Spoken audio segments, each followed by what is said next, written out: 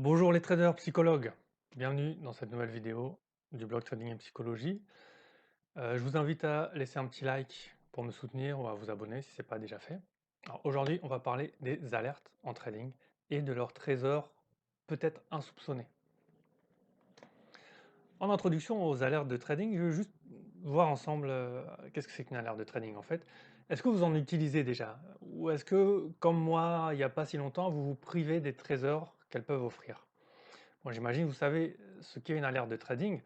Elle permet d'être informé lorsque le prix atteint un certain niveau et certains courtiers permettent même de placer des alertes un peu plus fines sur les indicateurs techniques, et ce qui peut être très utile pour être informé de la validation d'un signal, par exemple, qui correspond à son plan de trading.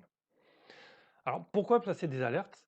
En général, je pense que vous serez d'accord avec moi, il me semble qu'on place ces alertes, par exemple, quand on travaille plusieurs actifs en même temps. Comme ça, on peut être informé de l'actif qui devient intéressant à travailler sans avoir à tous les surveiller en même temps et en permanence. D'ailleurs, je vous invite à me donner votre avis sur les alertes, la manière dont vous les utilisez dans les commentaires. Et en fait, même si l'on ne suit qu'un seul actif, une alerte judicieusement placée nous permet de nous éloigner temporairement de nos graphes, tant que l'alerte ne sonne pas. Puisqu'en effet, ce n'est qu'au moment où l'alerte sonne que l'actif entre dans une zone, dans une activité intéressante à travailler avec de bonnes probabilités. Et d'une manière un peu plus élaborée, l'alerte peut aussi nous protéger d'un comportement impulsif en nous obligeant à attendre par exemple un pullback sur un niveau précis, une correction suffisamment profonde ou un signal donné de la part d'un indicateur vraiment précis et suffisamment clair et net. Et signal et pullback qui n'arrivent parfois jamais d'ailleurs. Voyons maintenant comment l'alerte de trading protège nos trois ressources. En fait, cette vidéo fait suite à ma présentation des trois ressources du trading, dont je vous ai mis un lien là-haut, puisqu'en fait l'alerte constitue cet outil formidable que j'évoquais dans cette vidéo, un outil nous permettant de protéger nos trois ressources principales, hein, les trois ressources du trader que sont l'argent, le temps et l'énergie. Tout d'abord, et je pense que ce sera le point le plus intuitif pour tout le monde, les alertes protègent notre temps. Puisqu'en effet, à moins d'avoir un système de trading spécial particulier, les opportunités de trading sont en général un peu comme des anomalies au milieu d'un océan vide d'opportunités correctes. Et ce n'est donc que pendant une minorité de notre temps de trading que nous pouvons réellement travailler des situations intéressantes à probabilité suffisamment élevée. Et en nous indiquant lorsque le prix entame un comportement intéressant, l'alerte nous permet de ne pas nous éterniser sur des graphes inintéressants. C'est ainsi que l'alerte nous permet d'économiser de nombreuses heures que nous pouvons ainsi investir sur d'autres activités ou éventuellement sur un autre actif. Deuxième point, la protection de notre énergie. En nous évitant de rester devant nos graphes, l'alerte protège notre temps, nous l'avons déjà vu, mais aussi notre énergie. En effet, c'est dans les situations indécises, sans signal correct, sans probabilité favorable, c'est dans ces situations qu'on a tendance à s'épuiser à surveiller les graphes. On va décortiquer les bougies, les indicateurs, les différents mouvements pour essayer de trouver le petit signal caché quelque part, signal qui en fait est souvent médiocre.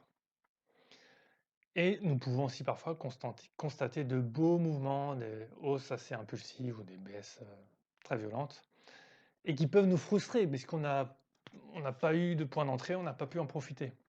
Et cela peut donner un coup à notre psychologie.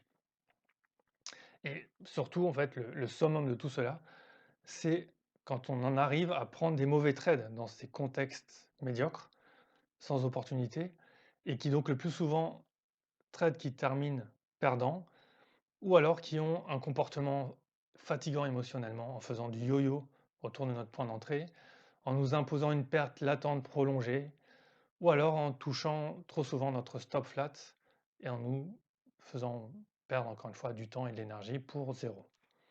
Tout cela va nous déstabiliser, nous fatiguer et nous pousser à l'erreur et faire en sorte que nous ne sommes plus dans un état favorable au trading et éventuellement que nous allons manquer les vraies opportunités qui se réaliseront après, mais lorsque nous serons déjà épuisés et plus du tout en état de trader. Troisième point, la protection de notre argent. Puisqu'en fait, c'est aussi en protégeant notre énergie et donc en nous évitant de nous exposer à des situations de marché propices aux erreurs, aux mauvais trades, aux probabilités défavorables, que l'alerte protège notre capital, notre argent, tout simplement, en nous évitant de prendre des mauvais trades en faisant n'importe quoi, en étant dans un état psychologique inadapté et propice aux pertes. Enfin, lorsque nous exigeons un signal d'entrée précis, lorsque le contexte est déjà favorable au trading, l'alerte nous empêche de nous jeter précipitamment sur un trade qui n'est pas encore mûr. On se protège ainsi, grâce à l'alerte, du FOMO, la Fear of Missing Out, la peur de manquer une opportunité. Et cela peut nous protéger de bien des mauvais trades, surtout lorsqu'on est déjà naturellement vulnérable au FOMO et qu'on a tendance à prendre des trades trop facilement sans avoir de signes suffisamment solides. Alors c'est bien joli tout ça, mais comment bien utiliser les alertes? Alors bien utiliser, c'est mon avis. Si votre avis diffère, je serais très intéressé d'avoir votre avis, votre opinion dans les commentaires. En premier, je pense qu'il est important de veiller à placer judicieusement ces alertes, bien choisir les niveaux de prix qui, lorsqu'ils seront atteints, indiqueront réellement l'existence d'une situation intéressante. Ou alors avoir des alertes sur les indicateurs qui se déclenche lorsque l'indicateur en question se trouve dans une situation réellement intéressante. Éventuellement, dans d'autres situations, on peut être un peu moins exigeant sur les niveaux d'alerte pour simplement être prévenu que le prix peut potentiellement entrer dans une zone intéressante et que nous devons nous tenir prêts. C'est déjà très utile. Ensuite, je pense qu'il est important de savoir qu'on est prêt à réagir suffisamment rapidement quand l'alerte va se déclencher. Puisqu'en fait, selon l'horizon de temps que l'on travaille, on va devoir parfois réagir très rapidement au signal donné par l'alerte et prendre le trade de manière assez rapide. Donc cela implique d'être proche de son ordinateur et d'avoir tous les outils de trading à disposition. Donc bien sûr, celui d'ouverture de position. Pour être vraiment prêt rapidement à prendre le trade, il peut être notamment utile de noter sur les graphes un petit rappel par écrit de la situation, du contexte et de l'action à réaliser lorsque l'alerte se déclenche. Ainsi, on se remet en tête en quelques secondes la situation et on n'a pas besoin de se refaire une analyse totale en arrivant sur nos graphes.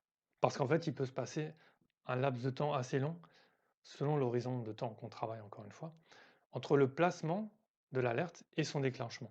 Laps de temps qui peut nous laisser tout le loisir d'oublier complètement quelle était la situation et ce qu'on doit faire lorsque l'alerte se déclenche. Enfin, lorsqu'on attend le déclenchement d'une alerte, il me semble qu'il est important d'essayer de rester dans un état psychologique et même physique adapté au trading. Nous pouvons être capables, lorsque l'alerte sonne, de très rapidement nous remettre de manière propre et nette dans l'état d'esprit du trader. L'état d'esprit dont je vous ai donné dans la vidéo ci-dessus, mes techniques pour y entrer et pour être prêt à trader. En fait, on est un peu comme un pompier qui attend la prochaine alerte, la prochaine intervention, prêt à sauter dans son camion au top de sa forme, prêt physiquement et psychologiquement à faire une intervention en urgence. Et bien nous, en fait, on doit être un peu pareil. On attend nos alertes, on attend que notre alerte sonne, et pendant ce temps-là, on effectue une activité qui peut être éventuellement ne pas être du trading. Et dès que l'alerte sonne, en fait, on est tout à fait prêt à se mettre à 100% sur les graphes et à trader. Voilà, cette vidéo est terminée. J'espère qu'elle vous a plu et que j'ai pu vous partager avec vous des informations utiles et intéressantes. Si vous n'êtes pas complètement d'accord avec ce que j'ai dit, je vous invite à donner votre avis dans les commentaires, ça m'intéresserait beaucoup de vous lire. Et encore une fois, si vous souhaitez me soutenir, vous pouvez laisser un petit pouce bleu et éventuellement vous abonner si la chaîne vous intéresse. Merci pour votre attention, à bientôt les traders psychologues.